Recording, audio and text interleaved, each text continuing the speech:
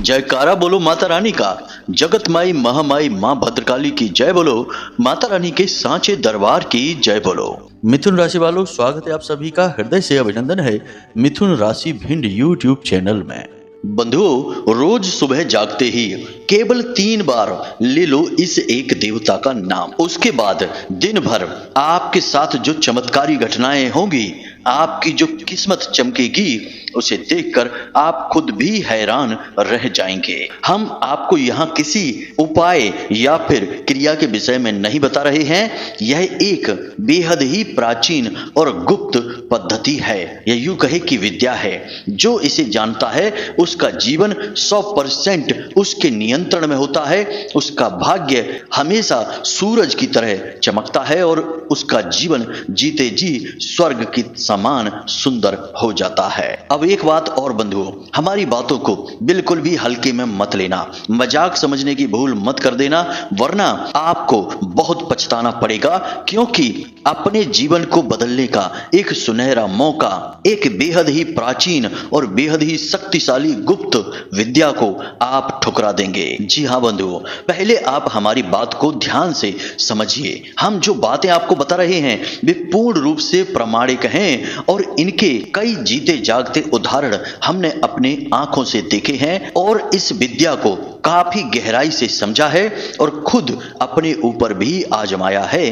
तभी हम इसके विषय में आज आपको बताने जा रहे हैं। तो बंधुओं, आपको आज इस कार्यक्रम को पूरा शुरू से लेकर अंत तक देखना ही होगा, क्योंकि यह कार्यक्रम कोई साधारण कार्यक्रम नहीं है। यह हमारे जीवन भर के अनुभवों का निचोड़ है और सैकड़ों हजारों लोगों पर आजमाई गई इस विशेष गुप्त विद्या का सार है। जी हाँ बंधुओं, अब एक बात यहाँ पर हम पूरे दावे के साथ आपसे कहते हैं कि यदि आपने इस कार्यक्रम को अच्छी तरह से देख लिया, समझ लिया और इस कार्यक्रम में बताई गई बातों को अच्छी तरह से अपने जीवन में बिल्कुल जैसे हम आपको बता रहे हैं वैसे ही उतार लिया, तो आपकी किस्मत पूरी तरह से आपके काबू में होगी। आप जो चाहेंगे वह आपकी जिंदगी में आ जाएगा।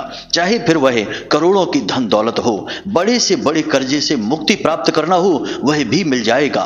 काम धंधे व्यापार को बढ़ाना हो, लाखों करोड़ों की दौलत कमाकर इस दुनिया में अपनी धाक जमानी हो, हर एक सुख सुविधा के आनंद को भोगना हो, अपने और अपने परिवार की हर एक जरूरत को पूरा करना हो, राजाओं जैसा जीवन जीना हो, जो कुछ आप चाहेंगे वह सब कुछ आपको मिल जाएगा। परंतु एक छोटी सी शर्त है कि आपकी सोच बिल्कुल सकारात्मक होनी चाहिए। किसी के लिए भी आप मन में कोई नकारात्मक विचार नहीं रखेंगे, क्योंकि आप यदि नकारात्मक विचारों के साथ इस विद्या का प्रयोग करेंगे तो वह भी फलित हो जाएगा और उसका पाप हमें लग जाएगा, क्योंकि हमने आपको यह विद्या बताई है। इसलिए हमारा आपसे बस निवेदन यह है कि इस विद्या का आप प्रयोग केवल और केवल सकारात्मक कार्यों के लिए और अपनी इच्छाओं की पूर्ति के लिए करें तो ही बेहतर होगा। एक बात आप ध्यान से समझिए कि यह कोई साधारण कार्यक्रम नहीं है और इस कार्यक्रम में जो बातें हम आपको अब बताने वाले हैं वे बातें भी कोई साधारण बातें नहीं हैं। पूरे YouTube पर कोई आपको इन बातों को नहीं बता सकता। इसका कारण है, सबसे बड़ा कारण तो यह है कि इन बातों को जानने के लिए खुद आध्यात्मिक अनुभव होना आवश्यक है, लंबे समय तक साधनाओं का अनुभव होना आवश्यक है, साथ ही साथ शास्त्रों की और ज्योतिष के ग्रहों की अच्छी तरह से समझ होना आवश्यक है। एक इंसान के अंदर इतनी सारी चीजों का मिल पाना बहुत मुश्किल होता है। अब इसे आप अपनी किस्मत कहिए, माता रानी की विशेष कृपा कहिए कि आज हमने माता रानी के आदेश से ही आपके लिए इस विशेष कार्यक्रम को बनाने के बारे में विचार किया है। अब ऐसे में आपको बस इतना करना है कि इस कार्यक्रम को अंत तक देखना है, सारी बातों को गहराई से समझना है। जिन चीजों की जरूरत पड़े तो उन्हें पेन और कॉपी लेकर बैठना है और नोट कर लेना है। सारे कामों को छोड़कर ठंडे दिमाग से इस कार्यक्रम को समझना है, देखना है और फिर इस विधि को, इस विद्या को अपने जीवन में धीरे धीरे उतारना शुरू करना है। इस विद्या को जब आप अपने जीवन में उतारेंगे, यानी इस पर कार्य करना शुरू करेंगे, तो हम आपको बता दें कि आपके जो भी आराध्य हैं या कुल देवी या देवता हैं या फिर पितृ देवता हैं, जो आपके सबसे बड़े सहायक हैं, जिनके बारे में आप जानते नहीं हैं, वे आपको सीधे सपने में आकर दर्शन देंगे। जी हाँ बंधु, सबसे बड़ा प्रमाण हमारी बातों का यही होगा कि आपको 3 से 5 दिनों के अंदर अंदर सपने में आपके आराध्य के दर्शन होंगे। और जैसे ही आपको अपने आराध्य के दर्शन मिल जाएंगे, उसके अगले दिन से ही समझिए कि आपका भाग्य हीरे जैसा तेज चमकने लगेगा, क्योंकि आप जो कार्य करना चाह रहे हैं, जिस विद्या को आजमा रहे हैं, उस कार्य में आप सफल रहे, यह इस बात का प्रमाण होगा। जी हाँ बंधुओं, ये कोई छोटी मोटी बातें नहीं है, इसलिए इन बातों की गंभीरता को समझते हुए आप इस कार्यक्रम को बड़े ही धैर्य के साथ देखिए। जल्दबाजी बिल्कुल मत करना। यदि अब भी आपको जल्दबाजी में ज्ञान चाहिए और यह सोच रहे हैं कि सीधे बात क्यों नहीं बता देते, इतनी सारी बातें क्यों कर रहे हैं, तो हमारा आपसे निवेदन है कि आप अभी इस कार्यक्रम को छोड़कर जा सकते हैं, कोई समस्या नहीं है। आपके लिए यह विशेष ज्ञान, यह विद्या अभी नहीं बनी है, या यूं कहें कि आप अभी इसके लिए तैयार नहीं हैं। जब आप इसके लिए तैयार होंगे तो माता रानी स्वयं आपको इस विद्या के लिए कहीं ना कहीं से साधन जुटा देंगी। तब तक आप यूं ही भटकिए इस संसार में और ठोकरें खाइए, दुख तकलीफ और परेशानियों को झेलिए। बाकी जो बुद्धिमान हैं उनके लिए इशारा ही काफी होता है। तो बंधुओं, उम्मीद करते हैं कि आपको सारी बातें समझ में आ गई हैं। अब आप इस कार्यक्रम में अंत तक अवश्य ठहरेंगे। तो चलिए बिना समय गवाए माता रानी को याद करते हैं और कार्यक्रम को शुरू करते हैं। तो जल्दी से कमेंट बॉक्स में लिख डालिए, जय मां भद्रकाली कृपा करो। एक बार नहीं 3 बार लिखना, माता रानी निश्चित तौर पर आपके ऊपर कृपा करेंगी, हमें पूर्ण विश्वास है। तो चलिए बंधुओं शुरू करते हैं। तो सीधे मूल विषय की बात करते हैं।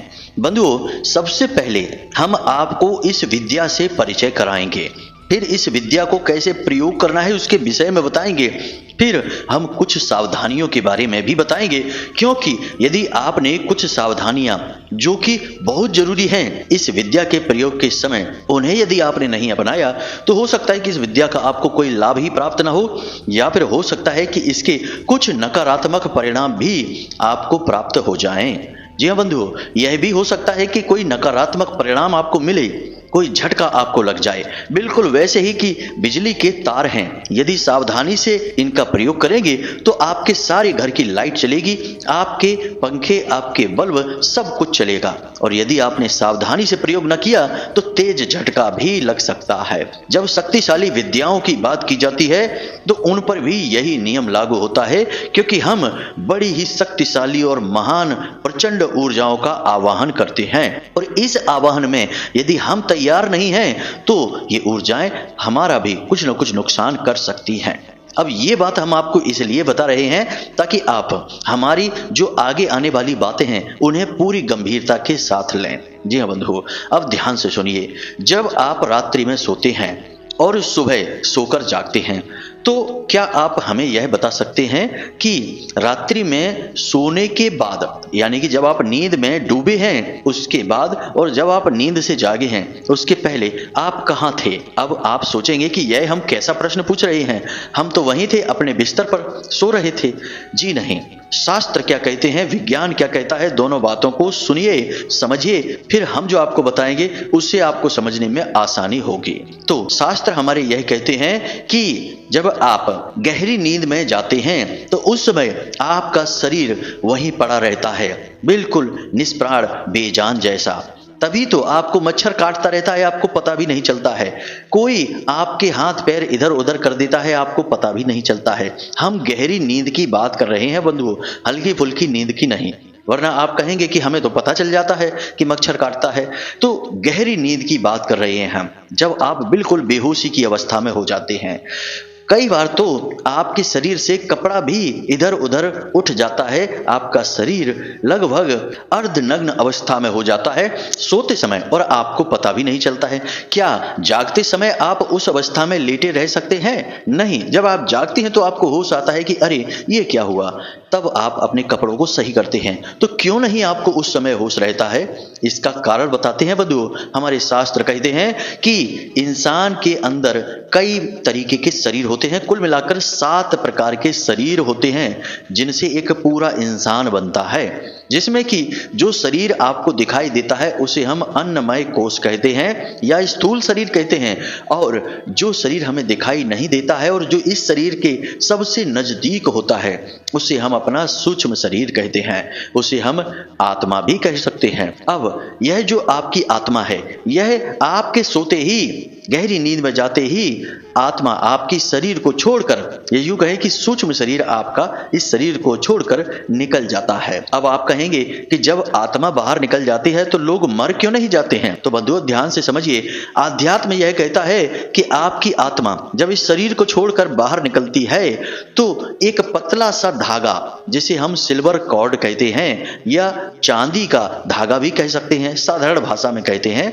एक पतला सा धागा आपके इस भौतिक शरीर की नाभि से निकलता है जो उस स्थूल शरीर की नाभि से जुड़ा रहता है। जब तक यह धागा एक दूसरे से जुड़ा रहता है तो आपका सूक्ष्म शरीर इस शरीर से बाहर निकलकर भी इस शरीर की सारी क्रियाओं को संचालित करता है, जैसे श्वास लेना, दिल को धड़काना, खाना पचाना वगैरह वगैरह, और अनेक लोगों की यात्राएं भी कर सकता है। जी हाँ बंधु, इसीलिए आपको भांति भांति के विचित्र विचित्र सपने आते हैं। कभी कभी तो आपको अपने ही मृत पुरखे पूर्वजों के दर्शन हो जाते हैं। कुछ लोग तो कहते हैं कि हम तो उनके साथ काफी समय तक घूमे हैं, हमने बातें की हैं और तमाम तरीके की जानकारियां, अनोखी जानकारियां लेकर आए हैं। कुछ लोग कहते हैं कि हम तो एक अजीबो गरीब संसार में चले गए जहां पर हम हवा में उड़ रहे थे। यानी कहने का मतलब यह है कि अनेकों लोगों की यात्राएं करने लगती है आपकी आत्मा या आपका सूक्ष्म शरीर, लेकिन इस शरीर से वह अलग नहीं हुआ है। उस पतले से धागे से जो आपकी नाभि से निकला है उससे वह जुड़ा रहता है। लेकिन बंधुओं, जब किसी की मृत्यु हो जाती है तो वह धागा जो नाभि से आपके उस स्थूल शरीर से जुड़ा है वह टूट जाता है। इसीलिए फिर जो आत्मा इस शरीर से बाहर निकली तो इस शरीर पर उसका कोई नियंत्रण नहीं रहता है, वो इस शरीर से बाहर का जीव बन जाता है, जिसे हम जीव आत्मा भी कहते हैं। उम्मीद है आपको यहां तक सारी बात समझ में आ गई होगी। अब ये सारी बातें हम आपको क्यों बता रहे हैं? ताकि आपको पूर्ण ज्ञान प्राप्त हो। जब हम किसी चीज को अपने जीवन में अपनाते हैं तो उसके बारे में पूरा ज्ञान लेते हैं कि नहीं? आधा अधूरा ज्ञान लेंगे तो हमें उसके ऊपर विश्वास ही नहीं होगा, हमें कच्चा पक्का भरोसा होगा और फिर हम उसे आजकल कुछ दिनों तक आजमा कर त्याग देंगे, फिर उसका कोई लाभ भी नहीं होगा। इसलिए पूर्ण ज्ञान अत्यंत आवश्यक होता है। आपने वह एक मुहावरा तो सुना ही होगा, अधजल गगरी छलकत जाए और भरी गगरिया मटकत जाए।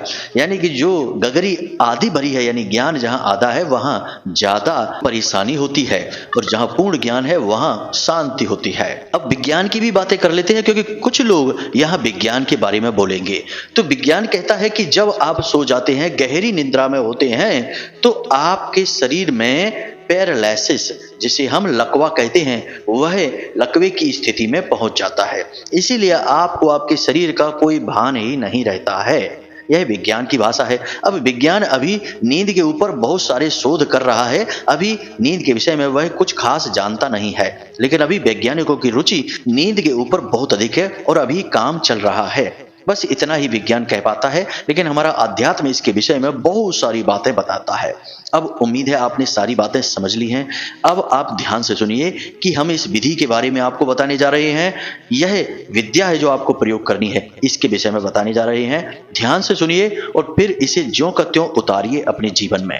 तो बंधुओं, आपने कई बार लोगों को यह कहते सुना होगा कि जैसे कोई दुर्घटना वगैरह हो जाती है, कोई हादसा हो जाता है और किसी की जान बच जाती है, किसी का कुछ भी नहीं बिगड़ता है, बाल बाल बचकर निकल आता है, तो लोग अक्सर यह कहते हैं कि पता नहीं कौन से देवी देवता सहायक थे, किसकी कृपा रही कि कुछ भी नहीं बिगड़ा।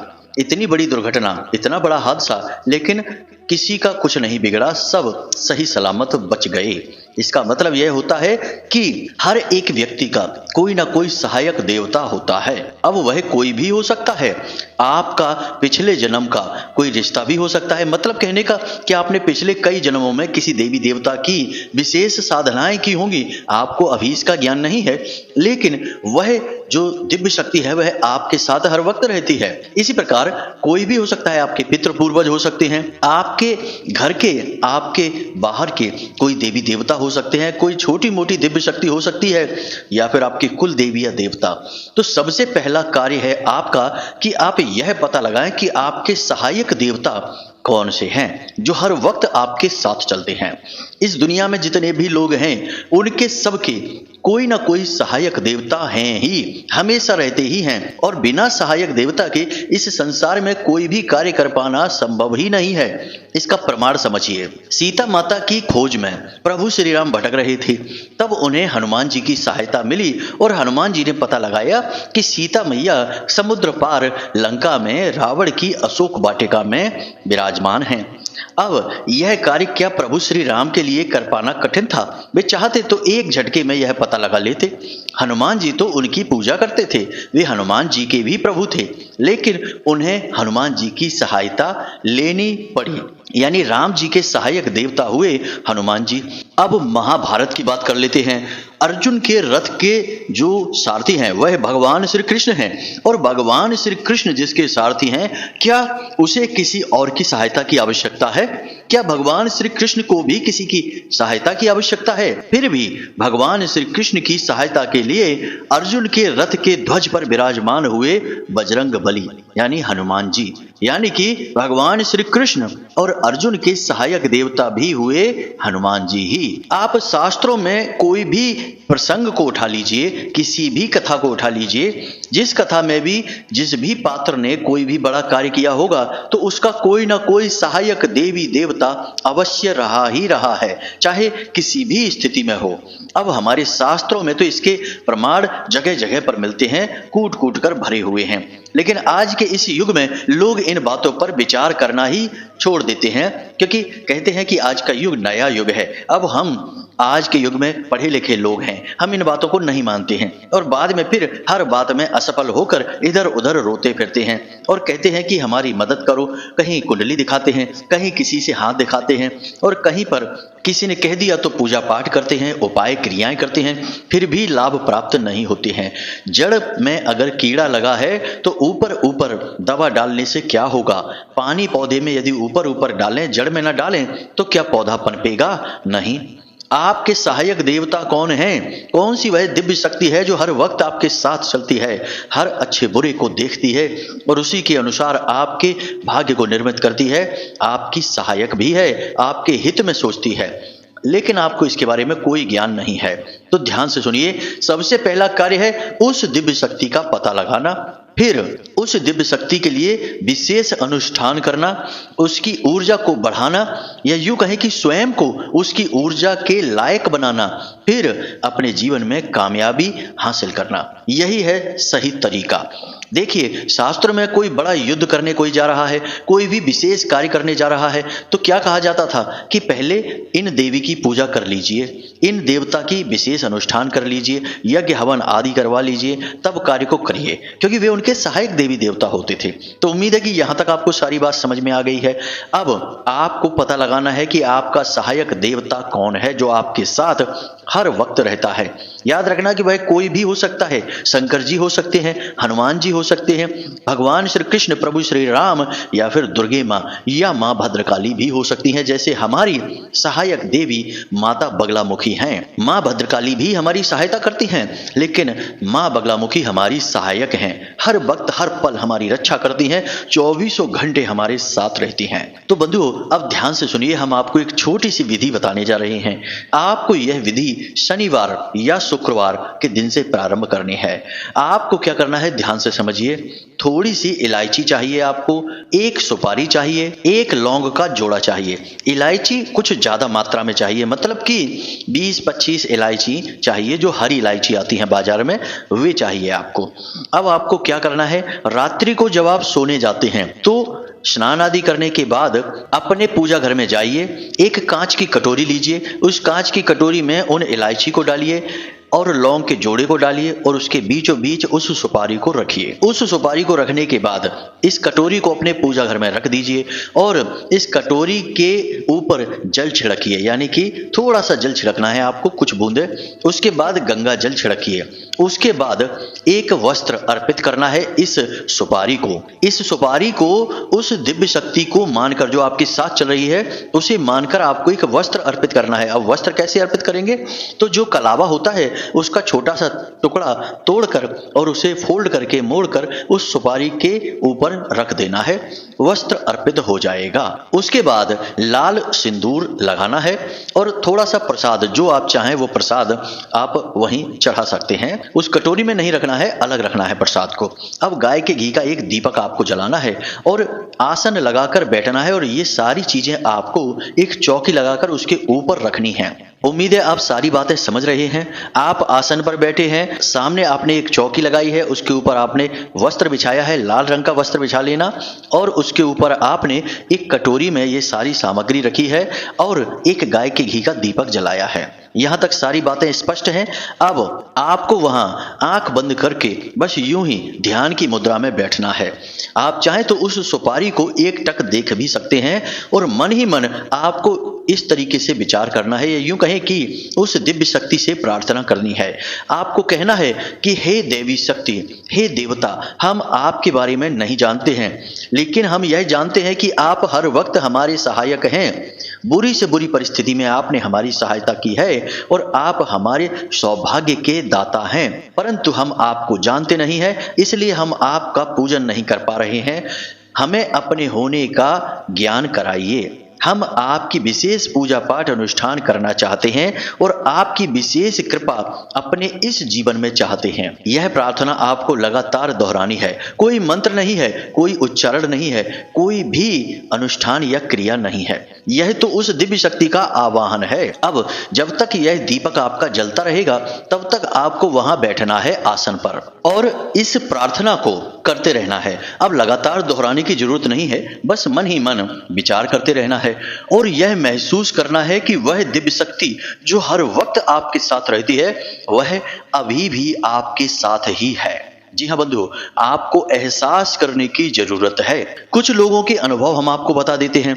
कुछ लोगों ने कहा कि गुरुजी, पहले ही दिन जब हमने इस क्रिया को किया और हमने यह प्रार्थना की तो 10 से 15 मिनट वहां बैठे रहने के बाद अचानक से हमारे रोंगटे खड़े होने लगे। कुछ ने कहा कि हमारी आंखों से अचानक से आंसू चलने लगे।